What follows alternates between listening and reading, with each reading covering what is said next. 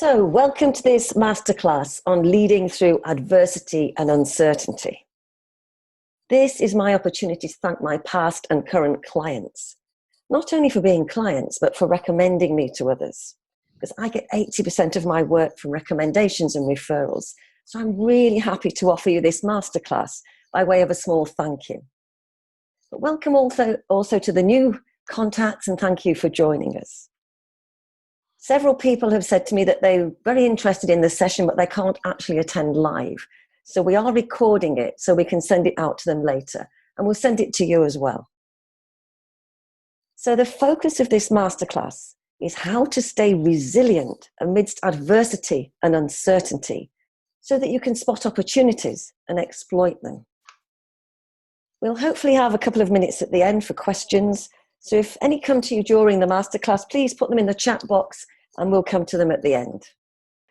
We'll be looking at what adversity is and the business context in which it sits. Then we'll explore how you can make sure that you're resilient and can lead yourself through adversity and uncertainty. We'll look at how you can engage others and take them with you.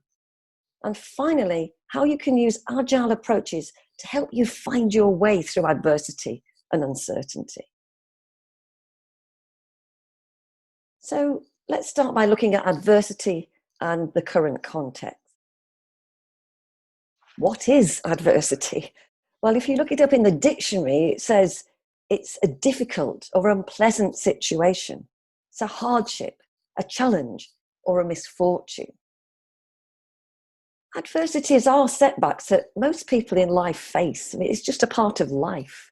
We face challenges, we overcome them. We make mistakes, we learn from them. They can occur at any time. They can be big or small.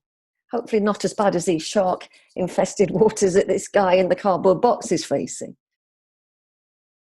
And many people actually try to avoid adversities. But actually, if you face them, they can give you the opportunity to grow and evolve. And sometimes you have no choice. When I got my cancer diagnosis 19 years ago, it was a real body blow. But quite quickly, I got to accept the situation and found the courage to rise to the challenge. And it definitely has transformed my life for the better. So adversities present opportunities because every time we face them, we learn something. We gain new skills. We develop different characteristics that help us overcome setbacks in the future and make us a stronger person at the end of the day. So dealing with adversity as you get used to it can become a positive and quite a nourishing experience, actually. And that's because it does lead to this massive growth and development and help you to become even more successful. So what about the context? Well, in the business world, we're definitely living in what's called VUCA times. VUCA is an acronym coined by the US military to describe the world after the Cold War. And it's been applied to the business world since the financial crisis in about 2008. It stands for volatility, uncertainty, complexity, and ambiguity. When I show this slide, quite a lot of people say to me, oh, it's so good to see what the antidote to VUCA is. We don't often see that. So that's vision, understanding, clarity, and agility. So what does VUCA really mean? Well, as you can see on this diagram here, the vertical axis is how well you can predict the results of your actions. And the horizontal axis is how much do you actually know about the situation. So volatility is when you're in an environment where you're experiencing change that's disruptive and unpredictable in terms of its speed and its magnitude. Uncertainty is where there's too little information to make complex decisions, and you're unclear even about the present. Complexity is a dynamic situation with lots of interconnected parts. And ambiguity is where there's a lack of clarity. There's several unknowns, so you don't know what you don't know. We've certainly got plenty of uncertainty at the moment, what with Brexit and climate change. But there's also plenty of volatility and disruption. In fact, disruption is a way of life for many leaders these days. And I love one of the maxims of agile leadership, which says, disrupt yourself before you're disrupted by others. I'll say a little bit more about that later. So a disruption is a game-changing shift. And because of technology and digitalization, we're seeing more and more of it. So on the slide, what you can see is where whole industries that have been transformed are becoming more and more digital.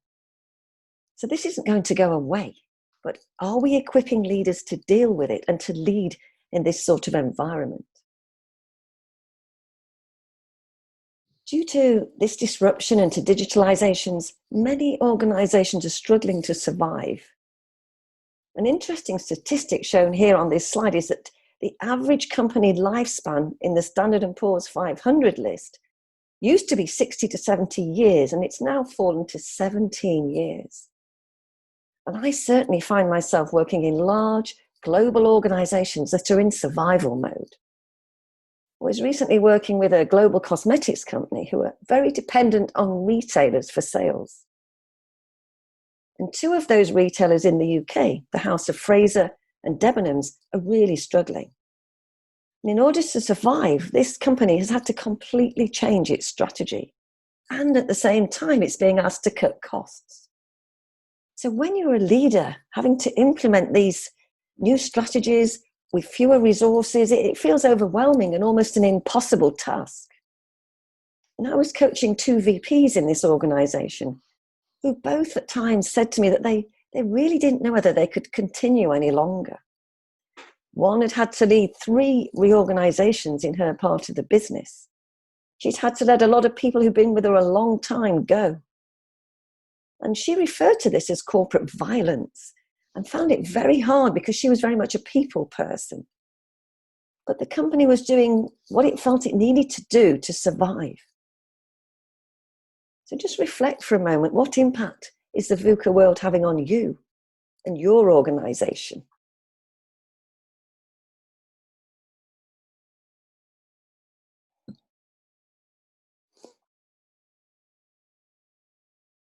So how do adversity and uncertainty affect us as human beings?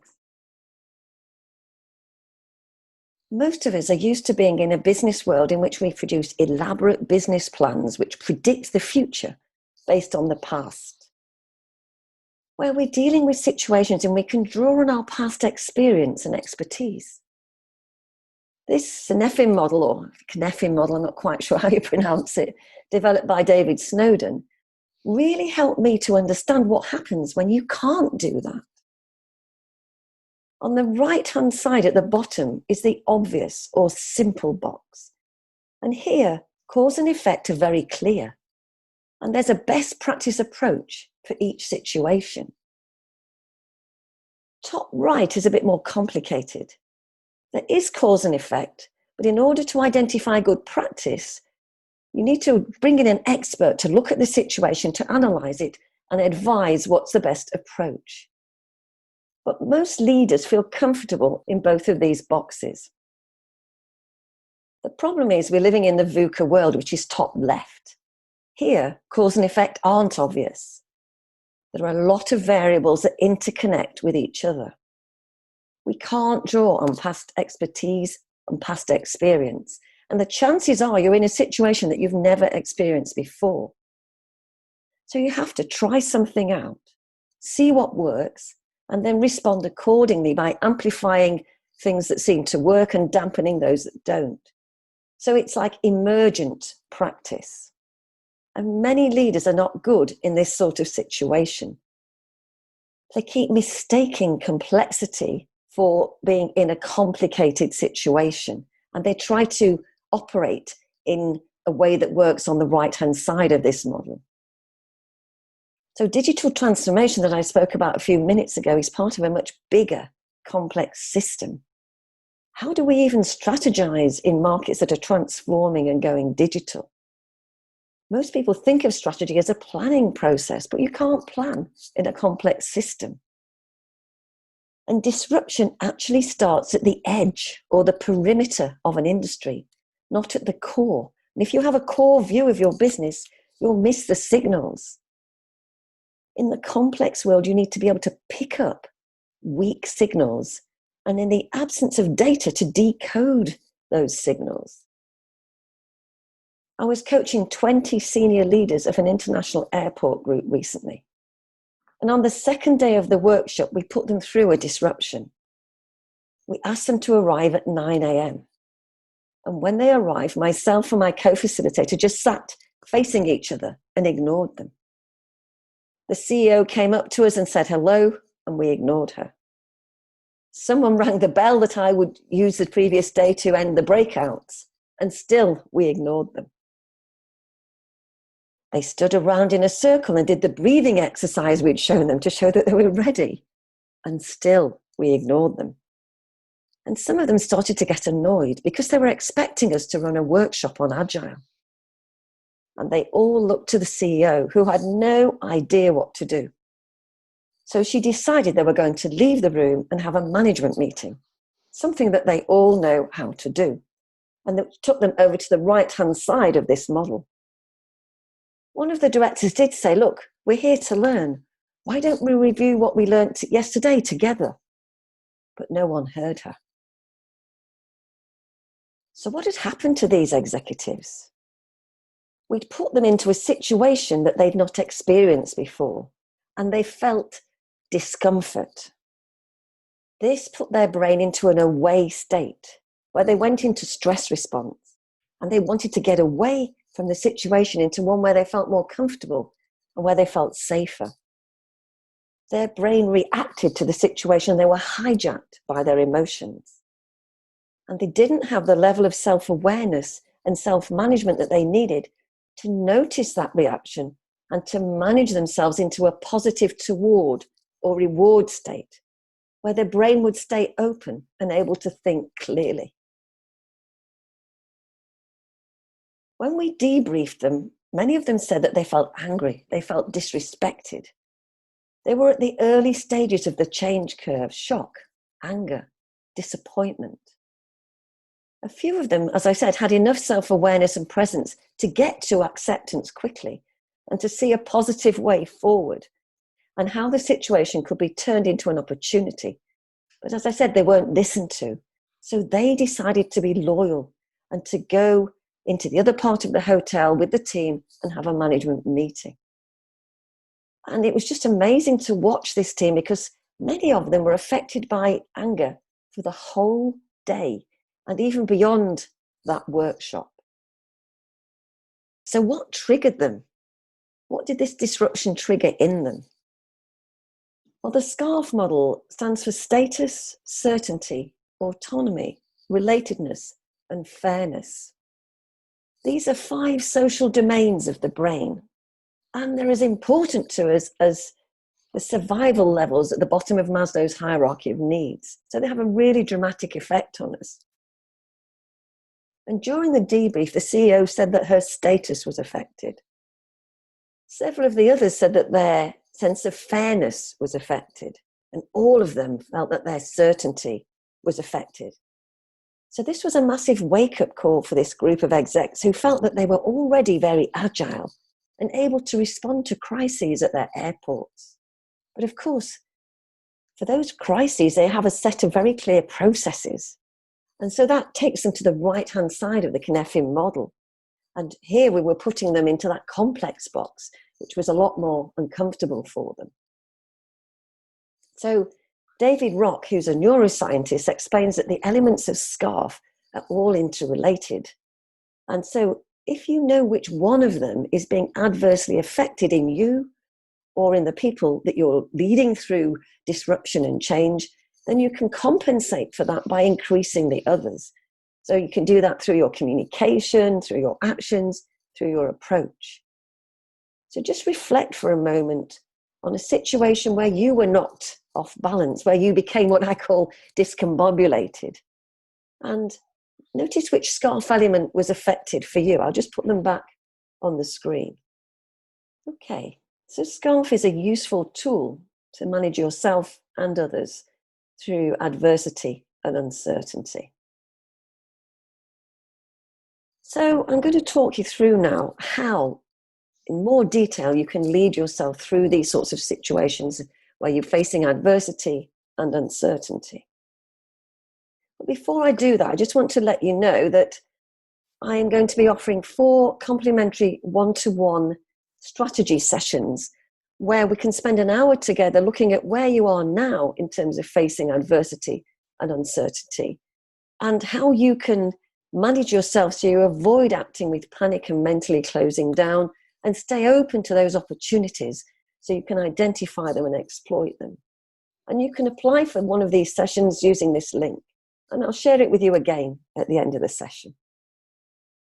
I've identified 7 secret weapons to leading through adversity and uncertainty. They are purpose, awareness, positivity and reframing, pause and reflection, agility, presence, and people. And I'll go through each of these in turn. But these 7 secret weapons lead to resilient, transformative leaders.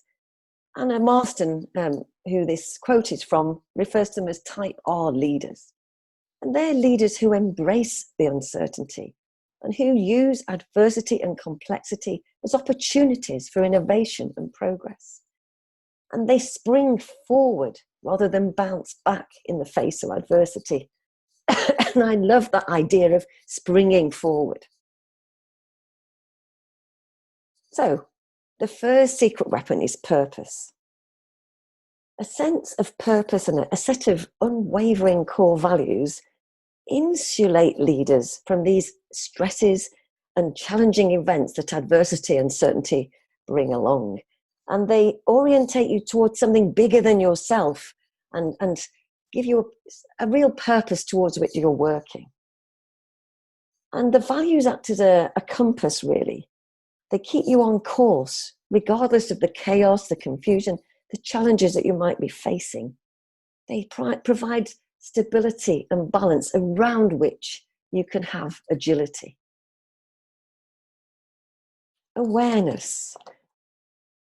Self-awareness is absolutely key to being able to lead through adversity. It's the first stage of changing your automatic fear-based reaction into a response of your choice. And to interrupt that fear-based reaction, you need to get out of your head and into your body. And the breath is a great way to do this. You can take a few deep breaths to slow you down, to calm yourself, and say to yourself, I'm calm and collected. I can see things clearly. I'm not attached to any specific outcome. And I'm open to the possibilities that may now exist. So you're conditioning your brain.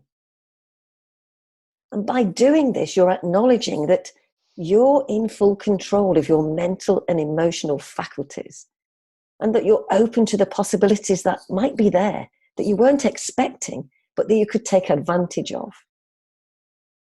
And to be able to get to acceptance quickly, you need to have done some inner work.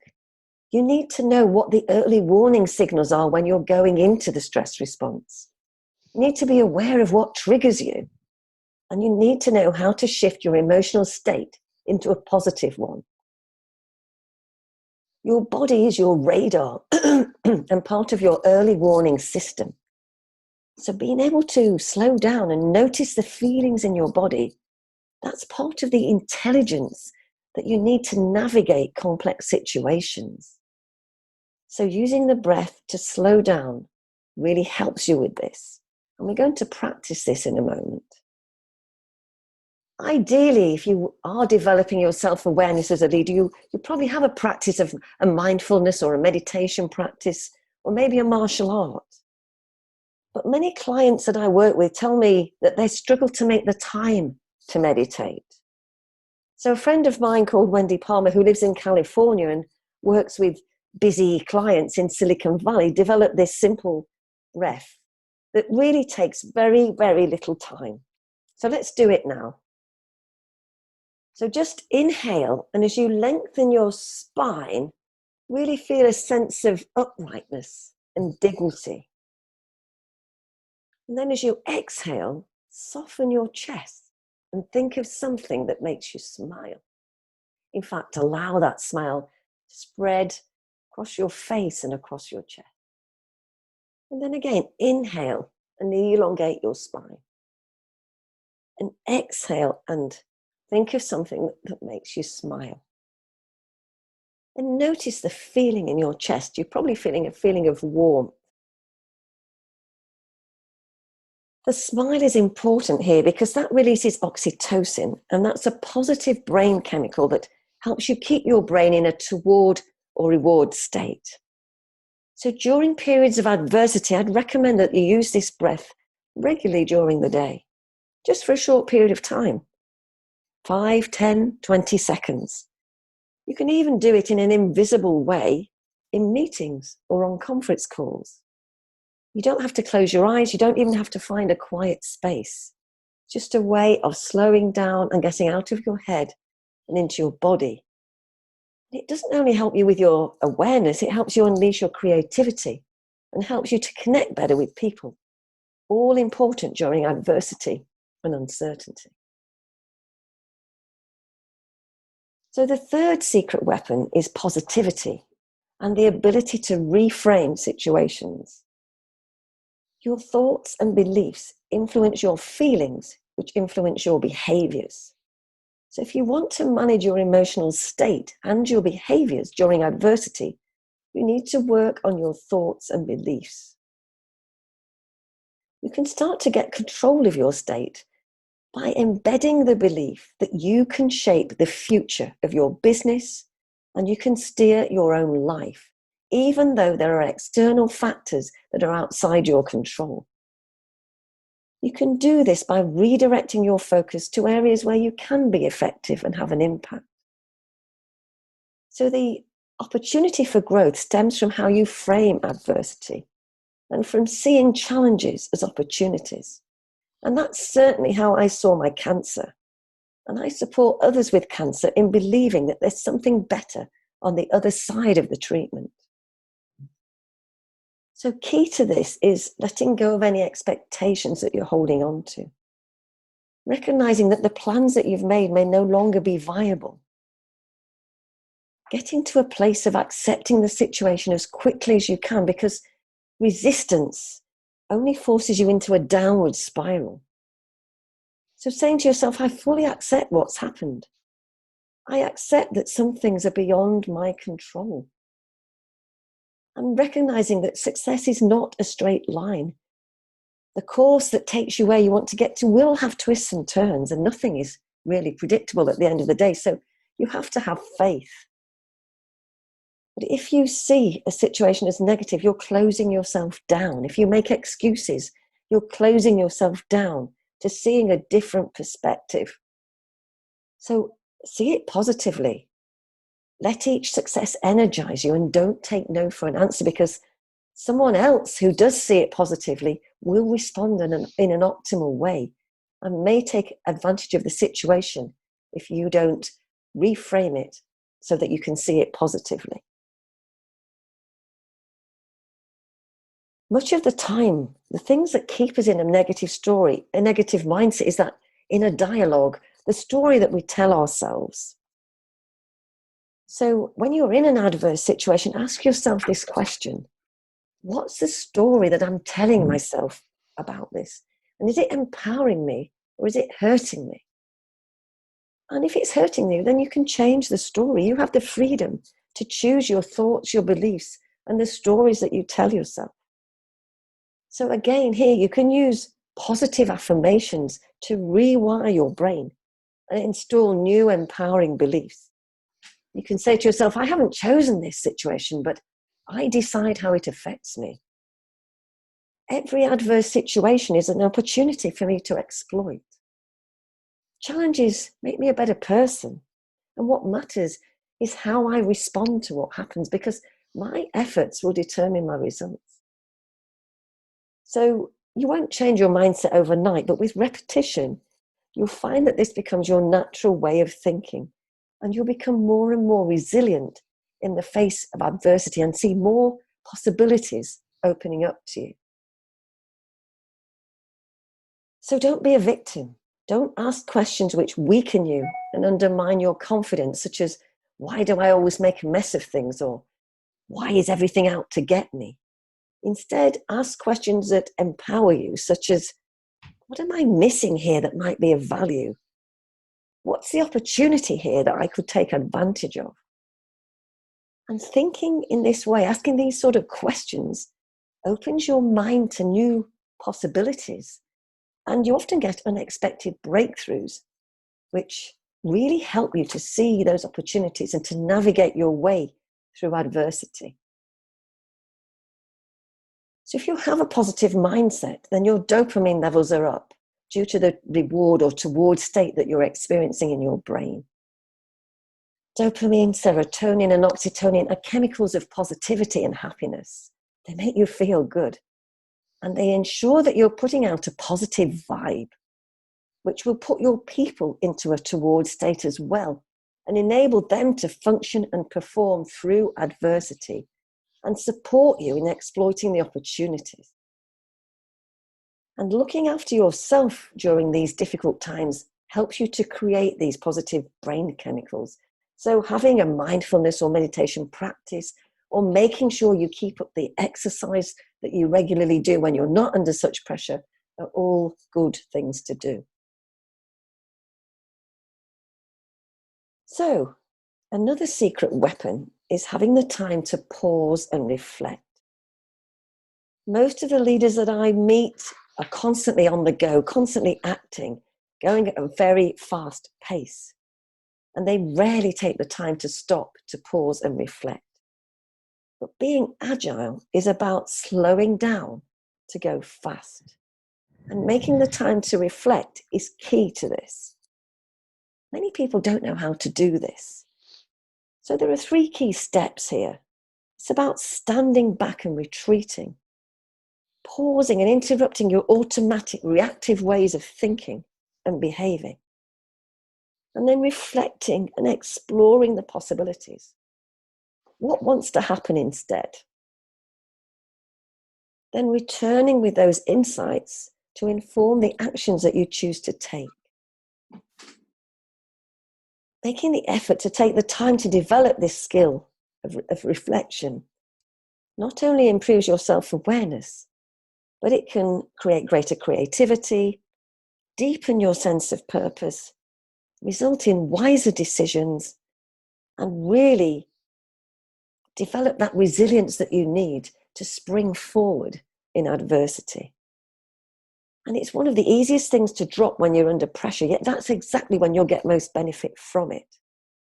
So time spent on reflective practice will help to ensure that you'll consistently focus on doing the best and the right thing that you can in a given situation.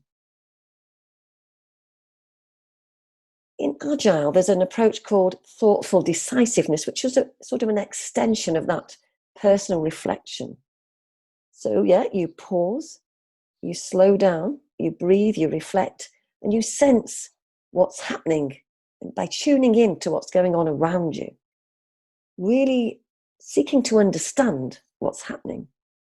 And then you look outside, you gather intelligence and information and insight from trusted advisors and internal experts to help you refine your thinking and to gain their insights. So between you, you build a really robust picture of the options.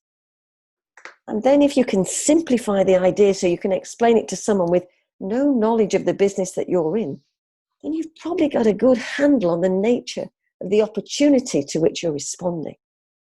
And this also helps with getting commitment from others. You then take the decision with confidence and move quickly. And as you move forward, you review regularly and you're willing to fail fast if the judgment turns out to be wrong or inaccurate. So as I said, that's part of an agile approach. So the 5th secret weapon is agility itself. So what is agile?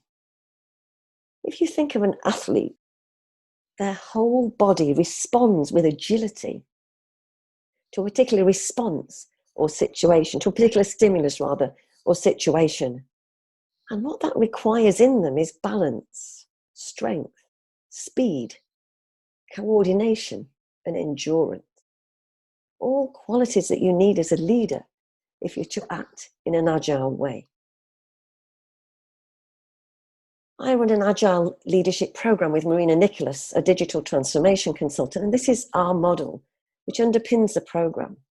And what we find is that most organizations work at the outer level, using some sort of agile management process, such as Scrum. But this is unlikely to really get agile embedded in their culture. What makes the difference is developing an agile mindset, an agile leadership. Obviously, today I don't have the time to go into all of these aspects, so I'm just going to pick out a couple of things that are pertinent to this masterclass. Having an agile mindset means moving from a traditional command and control style of leadership to one where you trust and empower, more of a servant leadership approach, where you create an environment in which it's safe to learn from mistakes, where you ruthlessly prioritize and focus on the things that have most impact, where people collaborate and do what's right for the business and the team. So just reflect for a moment, which mindset are you currently operating from? And what, if anything, stops you from having an agile mindset? Okay, so agile leadership. There's a paradox about agile leadership because agile leaders need to both be able to enable and disrupt. This idea of disrupting yourself before you're disrupted by others, of taking the time to find the future faster as an agile leader. You do this by being thoughtfully decisive, as I've already described, by being digitally literate, by challenging and questioning the status quo, by encouraging your people to create new ways of thinking, and by keeping abreast of all the trends in your market and keeping close to your customers. And these two quotes sum this up for me. Leading ongoing, even disruptive change requires letting ourselves be disrupted. It means starting with yourself as both the problem and the solution, and doing so openly with those you lead. And Richard Branson, the best developer of a leader is failure. So, agile management involves using a process such as Scrum. This is what helps you operate in a complex environment. You approach a situation or a project by creating a backlog of all the things that you could do and ruthlessly prioritizing the ones to focus on during the first sprint, which will last around a month. Certainly it will last a short period of time. And that's all part of the sprint planning, as is getting really clear on the roles people will play. As the sprint progresses, you keep a visual record, like a Kanban board, of what each person has in progress and what's completed. You have regular communication during a daily or very regular stand-up that lasts, say, 15 minutes. So what did we do yesterday and what do we need to do today? Progress and learning is reviewed as the sprint progresses. And at the end of the sprint, there's a detailed retrospective so that the learning can be taken into the next sprint. I was recently working with an innovation and marketing leadership team of a global business, another one that's in survival mode. And people there had been through two restructures, where they'd had to let a lot of people go who'd been with the business a long time. They'd brought in new people and they're now trying to create a more different, more agile culture. And a lot of control is being taken by the top people in the US. So these leaders in the UK are feeling battered and bruised, feeling that they have no control and they're just acting on orders from the US. They're exhausted, and again, like the other company, they're feeling that they can't really take any more. So I did a full-day workshop with them. They had a workbook on the agile mindset, leadership and management in advance. And then we played an agile simulation game where they had to work together using an agile approach to rescue miners from a flooded mine. I read them out the rules before they started, and as is the case often in real life, they were overwhelmed by the amount of information. So they started the first round of the game a little bit overwhelmed and confused. It was a bit chaotic as they worked out the rules of the game, but they had a lot of fun. And they rescued 18 miners. Then they held a retrospective and learnt from the first round. They really clarified the roles that each person was going to play, and they planned how they were going to approach the second round. The difference was absolutely amazing. They actually had time on their hands to do other things, like think creatively where the opportunities might be in adversity. But not only that, they were more effective. They more than doubled their score and rescued 45 miners. But the difference in the room was palpable. It moved from chaos to calmness and effectiveness. And this is what the team leader said after the session. And what I noticed was that I started with a team who were downhearted, overwhelmed, and exhausted. And they left at the end of the day full of energy and feeling that they'd got some control back. And they all felt that it was a transformational experience. And I've heard from them since, and they're implementing some of the learning and really getting a lot out of it. So the sixth secret weapon is presence. And actually this results from some of the other secret weapons. It results from the self-awareness and positivity that we spoke about earlier. When you're present, you're slowed down. And you can practice what I call situation sensing. You can tune into the situation and sense what the opportunities are and what's required of you. It's also about being the type of leader who's both compassionate, but also who gives people confidence by being thoughtfully decisive, who gives off positive energy and creates a positive environment in which people can be at their best and stay open to opportunities. So the final secret weapon is people. Never stop engaging with your people during adversity. Some leaders tend to go inside during difficult times, and that's not helpful. You need to be authentic. You need to be honest and consistent so people can trust you and they know what to expect from you. This makes them feel safe enough to try new things, to make mistakes and learn from them because they feel that you have their backs. When they ask questions, give them honest answers. And if there's something you can't discuss, then tell them that. Listen to them and to all of your stakeholders so you can really understand them.